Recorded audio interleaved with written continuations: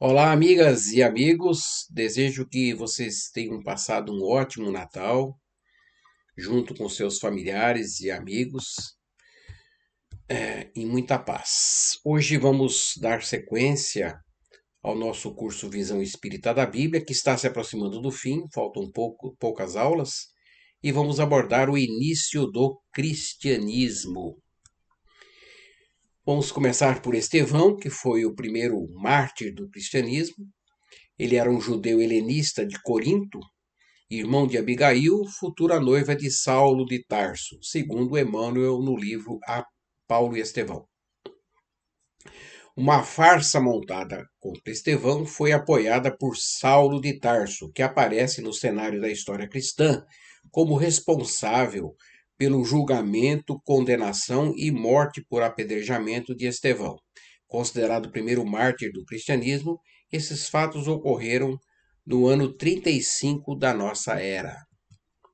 No livro Paulo e Estevão, um dos melhores livros pelas abençoadas mãos do Chico Xavier, nós vamos ver que Paulo era conhecido como o apóstolo dos gentios, em razão do devotado trabalho evangélico que realizou junto aos povos pagãos. Então, todo o trabalho de Paulo não foi com o povo judeu, e sim com os povos vizinhos. Com a morte de Estevão, sua vida sofre profunda e irreversível transformação. Alucinado por descobrir que Estevão é o mesmo Gesiel, irmão desaparecido da sua amada noiva Abigail, vê desmoronar os seus sonhos matrimoniais, quando então ele o condenou à morte, né? Não muito tempo depois da sua conversão ao cristianismo, Abigail cai irremediavelmente doente, vindo a morrer nos braços de um Saulo enlouquecido de dor. A partir daí, Saulo então se dedica a perseguir os cristãos, vai para Damasco e ocorre aquele fenômeno extraordinário da sua conversão, quando ele vê aparecer Jesus no caminho de Damasco e, após ouvi-lo, fica cego. Ele realizou 4 viagens missionárias. A primeira, no início dos anos 40, fala anunciar o evangelho em Chipre, depois na Pontífia, Psídia, Licaônia, sim, enfim, naqueles povos circunvizinhos ali, Grécia, Mesopotâmia. Foi então, segundo Lucas, que ele começou a usar seu nome romano Paulo, de preferência ao nome judaico Saulo. A última viagem foi a Roma e depois Espanha, segundo informações de Emmanuel. E segundo a tradição, ele foi decapitado no ano 67 em Roma. Não foi crucificado porque era um cidadão romano, né? Então optou pela decapitação. Bem, dos Atos dos Apóstolos, nós temos 2 epístolas de Pedro, 3 epístolas do apóstolo João, uma epístola de Judas e um dos livros do Novo Testamento, também, que é o Atos dos Apóstolos, né? Temos também Lucas como autor do terceiro evangelho, consta lá nos Atos dos Apóstolos também. E esse Atos dos Apóstolos contém a história do cristianismo desde a ascensão de Jesus, que nós falamos na aula anterior, até a chegada de Paulo em Roma, no ano 63. Esse Atos dos Apóstolos consta de 28 capítulos. Outras epístolas, né, foram escritas pelos apóstolos Tiago e Pedro, João e Judas, denominadas católicas universais, porque, diferentemente de Paulo, que pregava para os gentios, elas se dirigem somente aos cristãos judeus. As epístolas de Tiago se resumem no conjunto de exortações morais sobre a importância da fé com obras. Interessante, né? Que os apóstolos tinham essa noção de que a fé sem obras não valia nada, diferente do que pregam, infelizmente, algumas correntes cristãs da atualidade, de que a fé é tudo, né? A fé, você é salvo pela fé. Na verdade, você se equilibra, você se eleva através das suas obras, né? Sustentado pela fé, mas através das obras. Bom, vamos agora então ao último livro e o mais polêmico dos evangelhos, do Novo Testamento, que é o Apocalipse. O Divino Mestre chama aos espaços o Espírito de João e o apóstolo lê a linguagem simbólica invisível. O autor do Apocalipse abre seu livro apresentando-o como uma revelação de Jesus Cristo sobre as coisas que haviam de acontecer, inclusive a futura vinda do Mestre à Terra em espírito, cercado de glória de seus anjos. Então, os discípulos acreditavam realmente que Jesus voltaria no futuro. Não se sabe por que eles têm essa interpretação, porque das palavras que Jesus deixou lá nos evangelhos, não vemos nada se referindo à sua segunda vinda, né? E sim a um reino de Deus que viria, né? Através dele. O Apocalipse ele é constituído de um prólogo, de duas partes e de um epílogo. No prólogo, João faz a abertura do seu livro apresentando-o como uma revelação de Jesus sobre as coisas que devem acontecer, ou seja, as profecias, né? Indica quem são os destinatários, os servos de Jesus, e a forma como a revelação divina se deu. Ele a manifestou com sinais por meio do seu anjo, ao seu servo João. Fornece uma dimensão temporal, ainda que imprecisa, sobre a concretização dos fatos revelados. O tempo está próximo. Então, João teria se sintonizado com espíritos que trouxeram a ele essa mensagem. Os capítulos 1, 2 e 3 estão escritos em forma de diálogo e têm três subdivisões: a saudação de João às comunidades iniciais do cristianismo, a confiança na ressurreição do Cristo, ou seja, a fé e a certeza da sua ressurreição, e as cartas às igrejas da Ásia, né, que estavam se formando. Expressa uma mensagem de apoio aos que sofrem perseguições já no início do cristianismo em nome de Jesus. Não somente dos romanos, mas de todos aqueles povos da antiguidade. E, finalmente, a segunda parte, os capítulos 4 a 21, que é a mais extensa, representa a essência da obra e tem um caráter profético escatológico. O escatológico significa as previsões para o fim do mundo e abrange duas visões paralelas. A primeira diz respeito aos destinos do mundo e a segunda informa sobre o futuro da igreja que estava se iniciando a partir dos apóstolos.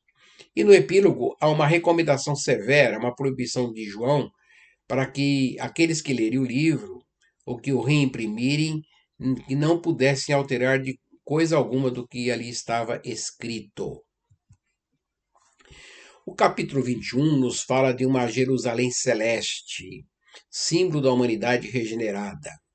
Durante milênios, a civilização humana marcou dolorosas provações em razão dos erros cometidos contra a lei de Deus. Uma geração nova surge afinal da terra.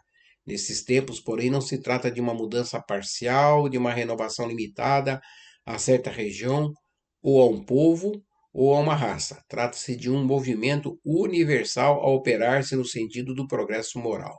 Então, João não se refere a Jerusalém lá da Judéia, né? João se refere ao planeta Terra.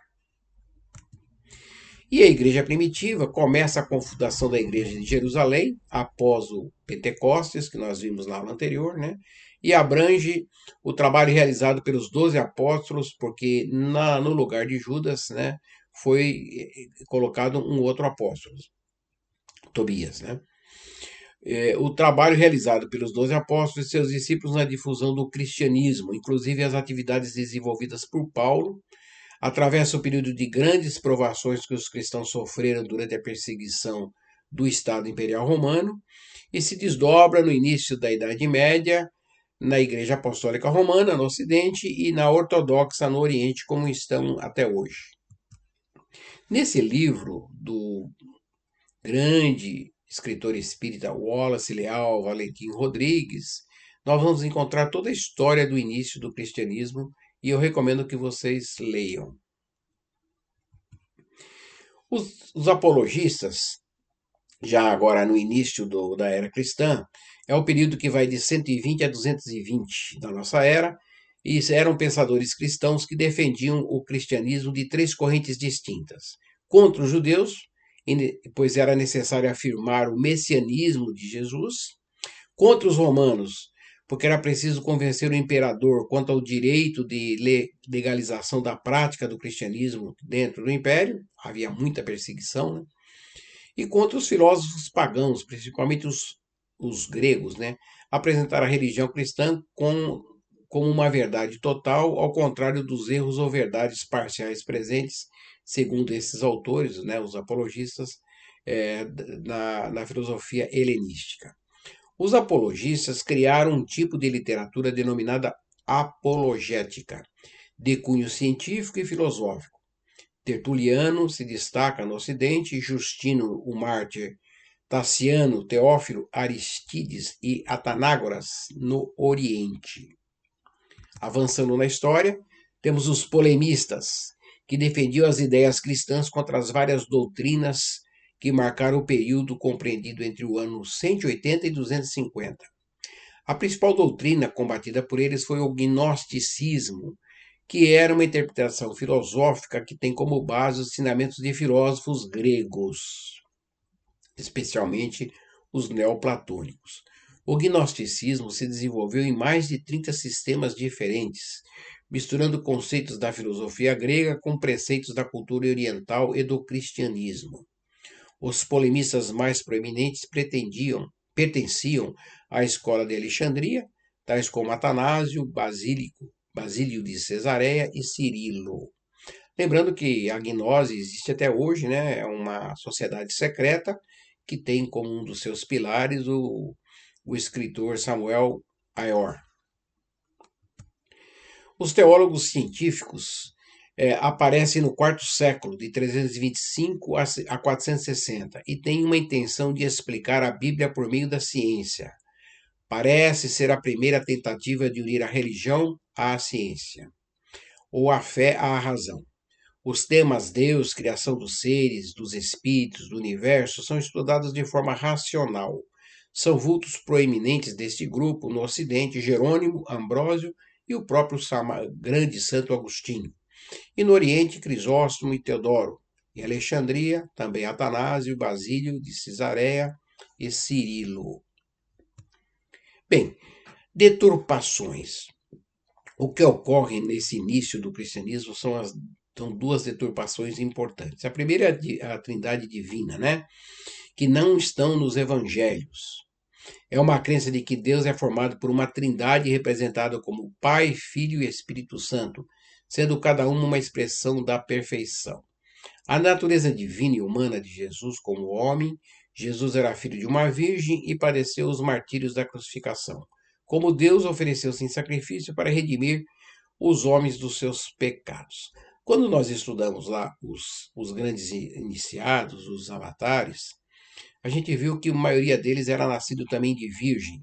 E vimos também um pouco da trilogia, né, dessa trindade nas religiões da Índia, nas religiões ali do Egito, da própria Mesopotâmia, que havia esse culto da trindade. Então, na verdade, o que houve foi um resgate do paganismo para dentro do cristianismo primitivo, pois os apóstolos não falavam em Jesus como um Deus, né?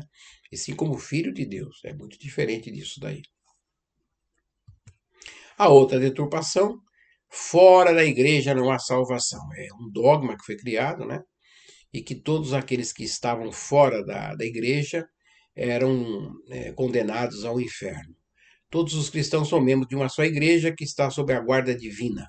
Revela nítido conflito com o ensinamento de Jesus, fielmente interpretado por Paulo. Paulo dizia: fora da caridade não há salvação. Está lá na sua belíssima epístola aos Coríntios, né? Que fala sobre isso daí. Nós agradecemos a vocês por mais essa aula de hoje. E lembrando que o cristianismo primitivo só conseguiu se impor às demais religiões da época, né, por causa da mediunidade de cura. Os apóstolos curavam em nome de Jesus. E isso os outros, entre aspas, deuses, os outros espíritos daquela época não faziam, né? Os apóstolos realizavam curas do corpo físico e até do corpo espiritual, como desobsessões, né? Faziam a xenoglossia e outros fenômenos que não eram tão fáceis de serem produzidos pelas religiões dominantes da época. Ficamos por aqui. Na próxima aula, vamos iniciar o estudo do catolicismo. Desejamos muita paz a vocês e que possamos estar sempre envolvidos na paz do Cristo. Um abraço.